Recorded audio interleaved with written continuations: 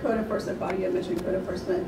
Code enforcement seems to, that's one of the complaints, or we receive the most, I think, is I either hear we have too much code enforcement and they're tired, at the time it was Holly coming out, or we don't have enough code enforcement. So I don't know, we only have one officer, but that's something that we receive the most complaints. It might be a matter of priority because. Right. No, I'm not disagreeing.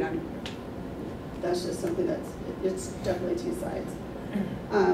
When you were saying community services or that contract, I think we should just do all contracts. We need to look at Interwest, attorney, all the contracts that we have and look across the board.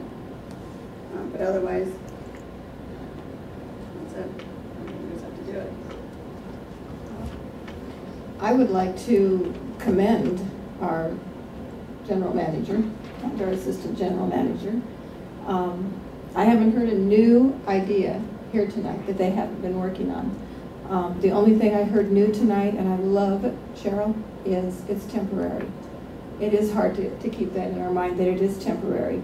We've discussed temporary buildings at Marna O'Brien. We've discussed closing this, changing this, doing that different, and it's still really hard to get to 1.8 million with all of those. There's a lease on this building. It's got almost 2 years to go still, year and a half.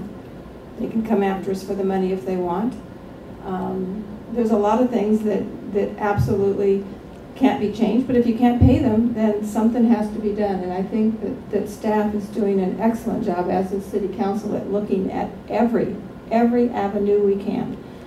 Whether it's one City Council meeting a month, that does save a lot of money. You don't have staff here, you don't have attorney's fees. Stan Smith suggested having council meetings during the day when they're already being paid. I don't know that council members could get off work to come. So there's, every time we think of something, there's another little process to it to work out. But we absolutely, in my opinion, are going to stay a city one way or the other. I don't think any of us or any of you want to lose our city at all. And if we have to lose some policemen for a while, that's what we have to lose. But I loved hearing that word temporary. It was hard to think in those terms of temporary, and that made a lot of sense. I'd also like to comment, being that there seems to be a big misunderstanding about why council members were down there with Jeff Stone. It had nothing to do with secession.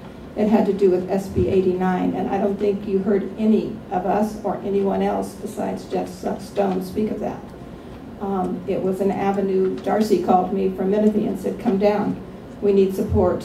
The people need to know about SB 89 and what it's going to do to our cities and to the other two cities here.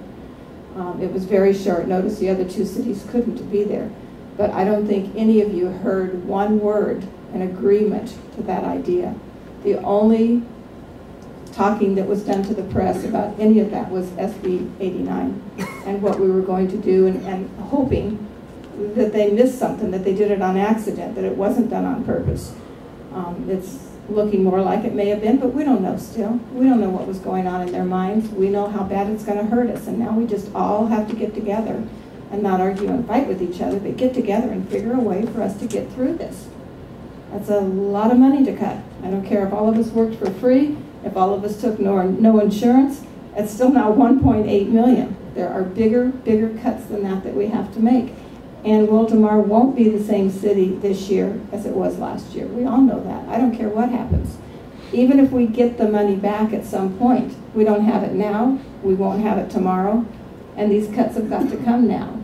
So everyone here is going to have to tighten their belts, and we're willing to listen to any ideas that you guys have got, any ideas at all. Because we want to stay a city. We want our local control here.